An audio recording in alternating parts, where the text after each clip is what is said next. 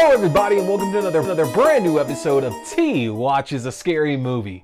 My name is T and of course we are talking scary movies. Appreciate you tuning in for another brand new episode. Remember, new episodes go up every Wednesday night, the video version at 8:30 p.m. Mountain Standard Time on the YouTube page. You can get that by going to youtube.com/Theron Reynolds Scary Movie. Make sure to hit that subscribe button and make sure you're hitting the like button too on any of the videos that you're watching. But of course, I do also have audio only versions that are going to go up at least half an hour in advance. So the audio only version will always be available at least from 8 p.m. Mountain Standard Time. But a lot of times I offer that up a little bit earlier. So make sure that you're not just finding me on your favorite podcasting platforms, which you can find me by searching TWASM or T Watches a Scary Movie, but get subscribed to my link tree. The link tree, which is linktr.ee/T Scary Movie. That will keep you up to date with new video versions, new audio versions. It'll link you to my letterbox where I have all my written reviews at.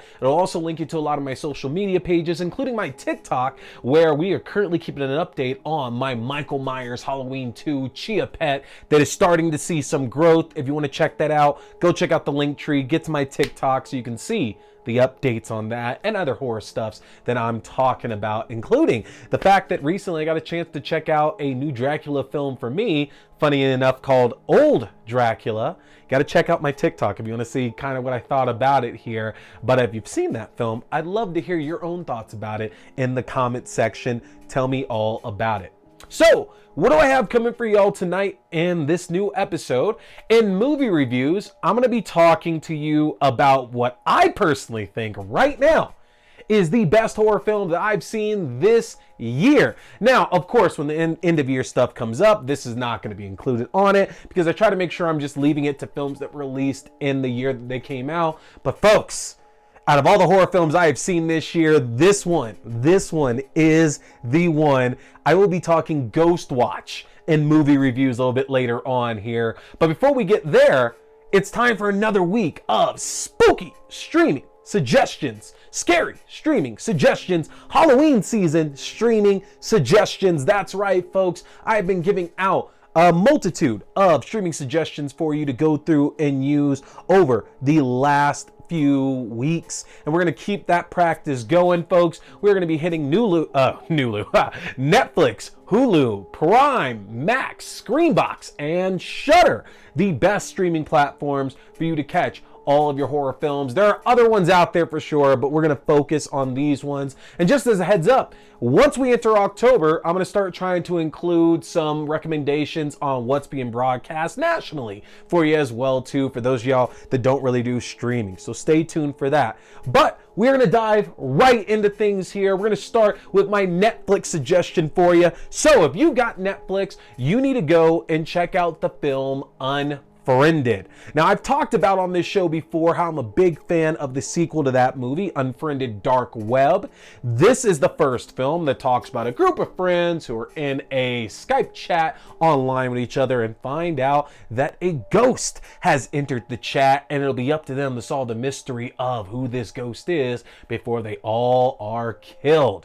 Now, while I don't think the first film is as effective as the second one, because the first film is a true haunting story. It is an actual ghost techno story that's being done. Whereas the second movie is very much, it's still a horror film for sure, but it's based just a little bit more into reality. So I'm a bigger fan of the second movie for sure. First movie is still really, really good. If you're looking for a ghost story, that's going to have some good scares for you. But at the same time, it's not too extreme for like your teenagers or anything like that. This is the one that you're going to want to go check out. Go and catch Unfriended on Netflix.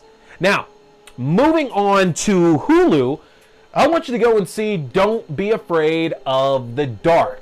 Now, I'm not talking about the original version. I am talking about the remake starring Guy Pearce and Katie Holmes. Now, I say that because I have not seen the original film, and I know some of you are thinking, oh, sacrilege, because that's the way it works in horror when you're talking about a remake versus the original film here. But hey, I like the remake. I think the remake's really good. It tells the story about a father who is regaining custody of his daughter along with his current girlfriend, and they soon find out that the house they are currently renovating to sell off holds a number of dark secrets that will not only put the little girl into danger, but her whole family as well. It's a very dark, gothic kind of story. I know it is a remake again, but I didn't see the original film. If you are looking for a creature feature that's not like a huge kind of creature feature, like there's not a monster or a werewolf like wandering around there, but there is something wandering around this house, this is definitely the one for you. Guy Pearce does a great job. Katie Holmes does a good job. And Bailey Madison, who I love from The Strangers Pray at Night, also does phenomenally in this film as well too. Definitely one you're going to want to go and check out. That ending is going to stick with you for a while. Go and check out Don't Be Afraid of the Dark on Hulu right now. Next up over on Prime Video, I want you guys to go and check out Body Snatchers, otherwise known as Invasion of the Body Snatchers. And I am talking here, just in case for those of you who have never seen this before, the 1993 adaptation starring Forrest Whitaker and Gabrielle Anwar. There are various other adaptations of this story. You've probably seen the more popular one with Donald Sutherland in it, which is a fantastic film. But this was the version that I saw first. And if you like these kind of invasion style films similar to The Thing, this is definitely going to be another good adaptation of this story. Now, I always thought that Body Snatchers, a story that talks about pod people, aliens coming to Earth to replace us with replications of ourselves, but we're actually aliens. I always thought this was a story that works no matter when it's set, because we're still telling a lot of stories like these in 2023, and we've been telling them at this point for decades. And these stories are always so effective because as it is, humans act like absolute trash. So seeing the way that aliens would do it really makes you think what we would do if we were ever in this actual predicament. Now, again, it might not be the best adaptation of this story, but it's still a really effective one. It's still a really good one as well, too. It's another one that I very much recommend to a lot of people. I think it's an easier way to get into these kind of body snatcher stories compared to some of the older versions of the tale, even more some of the more recent retellings of this story, like The Invasion with Nicole Kidman and Daniel Craig. Check it out. Not only is it available on Prime Video, but it is actually available on the next service we're going over to, which is Max.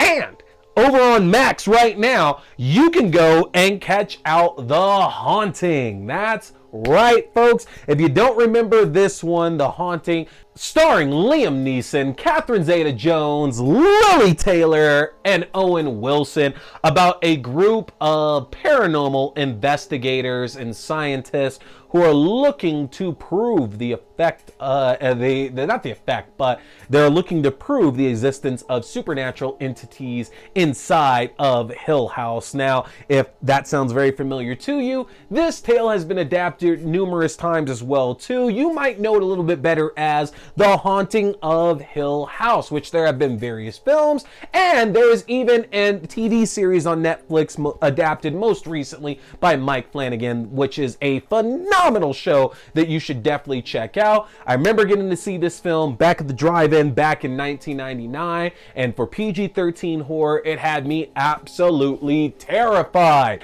Not to mention that at that time, I wasn't used to certain big-name actors being killed off in films, which I didn't realize was such a thing that happens in horror movies as of yet. And to see one of the four that I mentioned lose their life throughout this film was kind of insane to think. But it's one of my favorite adaptations of the Hill House story. Even though a lot of people don't look at it the same way, it still has some effective scares with some great acting and a lot of players who were super young at the time on their way coming up. So check out The Haunting right now on Max. Next up, over on Shudder, I want you to go and check out The House on Sorority Row, one of the original slasher films that we got here that talks about a group of girls in a sorority who are being besieged by a serial killer that has targeted all of them and their sisters for an atrocious crime that was committed years prior. Now, This film famously had a remake back in the mid-2000s, which is actually a super fun remake that I have talked about and reviewed on this show here before. The original film, though, is actually one of the better slashers that we got back in the day. You know, I've talked about the original Halloween before. I've talked about the original Black Christmas before. We've discussed Prom Night as well. And I've actually reviewed this film for you guys as well, too, which I think is actually a really effective slasher because finding out the whodunit, there is an actual whodunit like at play here with this. The deaths are a little bit more personal at that point. The effects just a little bit better. This is one of the better classic slashers we have out there. But that said, you absolutely should check out the remake when you get a chance to as well, just because that film is a lot better than what it ultimately gets credit for. The Sorority Row series, franchise, whatever you want to call it, is amazing. Lastly, over on Screambox, I got a good classic for y'all. You need to go and check out Nosferatu, one of our greatest vampire films of all time that tells the story of Count Orlok trying to find a new bride. It is phenomenal, folks. This movie is tremendous. The fact that it still has such lasting power for being as old as it is, like the film's 101 years old, I think it is, either 100 or 101 years old, I want to say, and the fact that it's still so effective. The look of Count Orlok is just downright terrifying.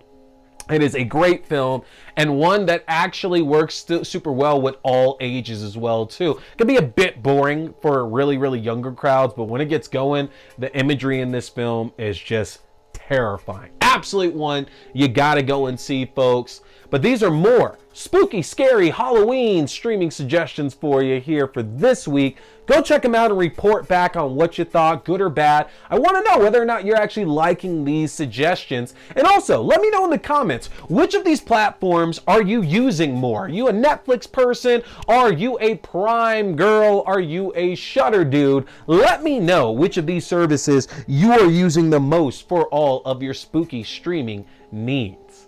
And with that, folks, we're going to take a short break so you can find out how you can save 20% on orders through Fangoria, including first-time subscriptions to their magazine. And when I'm back, I'm going to have my review of Ghostwatch for you. Don't go anywhere, everybody.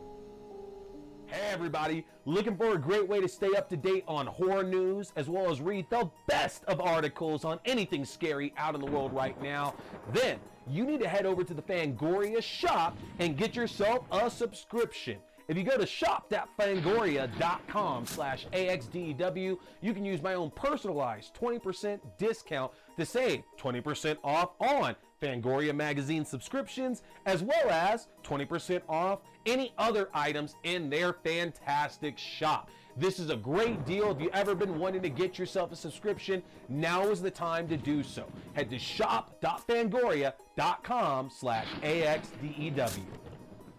Welcome back to T Watches a Scary Movie. Again, don't forget to take advantage of that 20% discount over on Fangoria. Love getting these magazines every quarter. They are so good, and they are perfect for a horror fan's birthday, or, you know, we got Christmas coming up. Get them that subscription and save them some money right now. But here in Horror Reviews tonight, we are talking about the 1992 film Ghostwatch. Now, I've always been an absolute sucker for horror films that use the found footage and live broadcast concept, and a genre that constantly asks us to suspend our disbelief in worlds of vampires, zombies, and mass killers. Found footage live broadcast films seek to get under our skin by framing what we're seeing as the actual truth. And more often than not, these stories are not presented live. Meaning that typically we're given some kind of explanation either at the beginning or at the end about how the footage was found, but not the filmmakers. Oh, nobody was ever found. No trace of these people were ever found again. They never showed up again. You know, things like that is the way these stories are typically framed. And in some instances, that can be very disconnecting from the presentation of the film itself, because it's one of those things where we notice it in a lot of these films. So the more it keeps on happening, it's like, of course they're dead. Couldn't we just see something like this go down as it's actually happening, like it's being presented live? And I get it. That brings up a lot of questions, because it's always like, would they keep broadcasting? Would they keep presenting it? And 1992's Ghostwatch presents the events of the film live and in real time, giving it a sense of credibility that was hard to come by, especially for 1992, because you have to understand, folks, this is the early 90s. The craze of reality television didn't hit until the late 90s. That's when that really got underway, and that's when horror definitely became one of the biggest benefactors of reality TV becoming a thing. So this is a precursor to having these kind of films presented in that way, and Ghostwatch just absolutely sets the table for decades to come. Now, again, this movie is presented as a live broadcast that's hosted by anchor and journalist Michael Parkinson, who was a real journalist back in London and in the BBC back in the day as well. And along with his co-host, they are seeking to show concrete evidence of paranormal phenomena. Now, Pamela Early, who you might know from Hope Street or Peaky Blinders, and her daughters Suzanne and Kim are being tormented by an apparent ghost in their Fox Hill Drive, London home. And they've reached out to local media outlets for any way that they can get some help to deal with this problem. Now, the Ghostwatch crew come and set up, and they're not expecting to find much in the way of actual evidence of a poltergeist, of an actual ghost. Who would? But instead, they're going to find out that their investigation will only make things much, much worse for everyone. Now, I typically don't have many issues watching older horror films, especially ones from the 90s. I'm a 90s kid, so I love going back and watching gems from that era that I might have missed. 80s movies do it the same way. And yeah, I'll watch things older than that, but it's like the 90s is my sweet spot for catching up on films that I might not have seen. And it's a different story with this kind of movie. In today's world, photo and video recording has evolved so much that it can seem out of place when we're not getting things like drone shots, 360 cameras, ring cameras, and much, much more.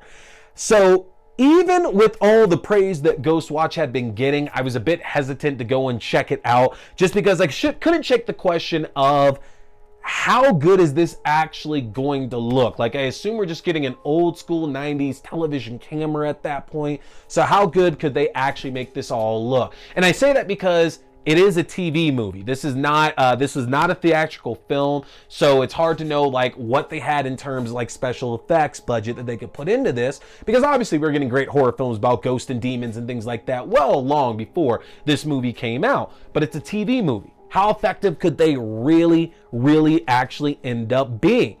And apparently it could be very damn good, because Ghostwatch is without a doubt one of the best horror films that I've watched recently.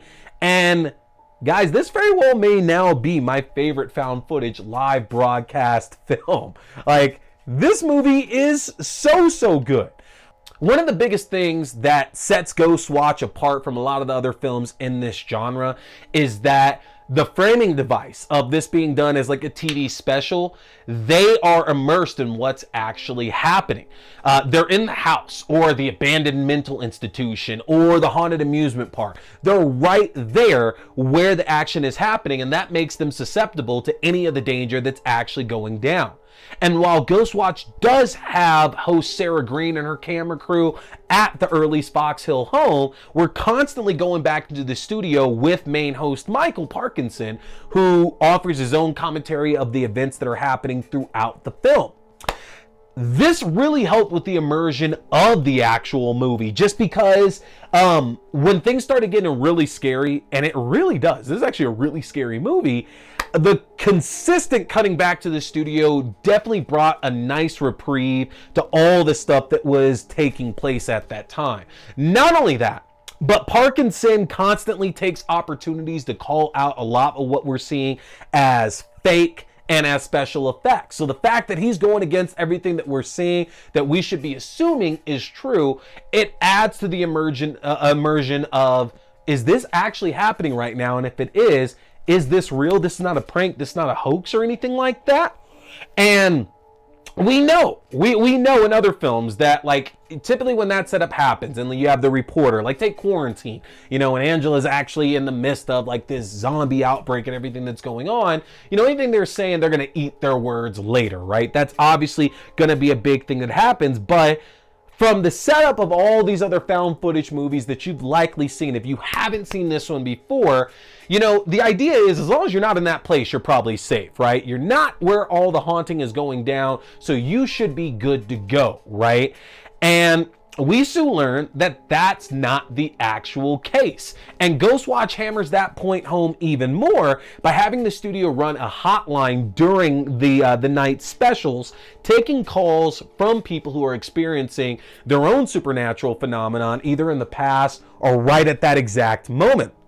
And because the movie constantly is letting you decide for yourself whether or not you think the events happening are real, the way that these phone calls are used to give exposition on the story taking place, it's one of the creepier standouts of the film, because everything is not presented black and white straight up for us, honestly.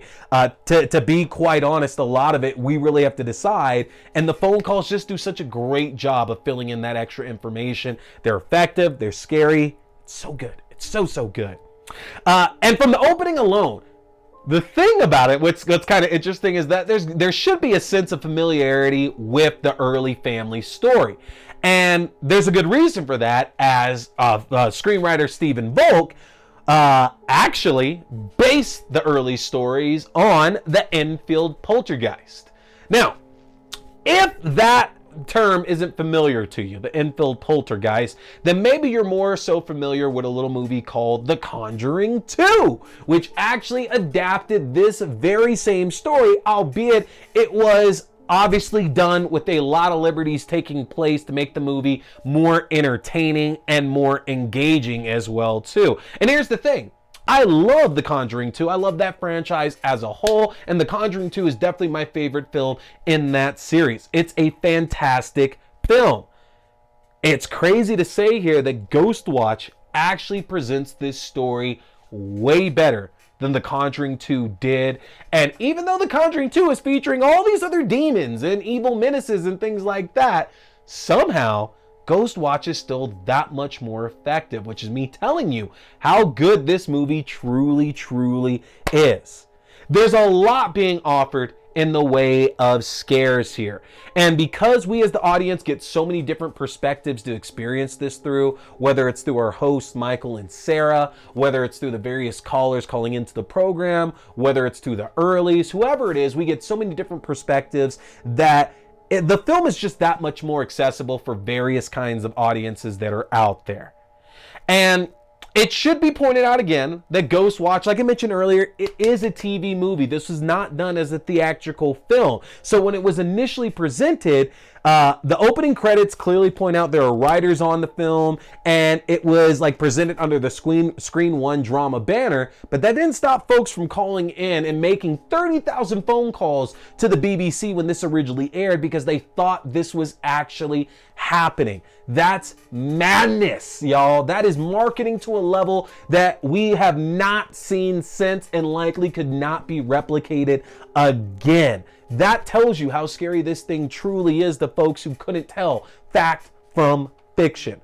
Ghostwatch is going to find a way to get under your skin, and for good reason. It's a perfect pairing with your other favorite found footage horror films, and there's very clearly influences coming from this to these other ones, whether it's the Blair Witch Project, whether it's Paranormal Activity or Host. These films are clearly inspired from Ghostwatch, and you need to go back and catch this movie now so you can see where all that great inspiration is coming from. Ghostwatch is available to rent and purchase on most of your favorite streaming platforms, folks. So, that's going to do it for me tonight. You got more streaming suggestions, and you got yourself a new movie that you definitely need to go and check out. Make sure to hit that subscribe button, hit the like button too, folks, and let me know in the comments what you think of this week's streaming suggestions, as well as what you think of Ghostwatch. That's going to do it for me tonight. Make sure you're tuning back in next week for more streaming suggestions and a brand new movie review, folks. My name is T. We've been talking scary movies. Stay scared.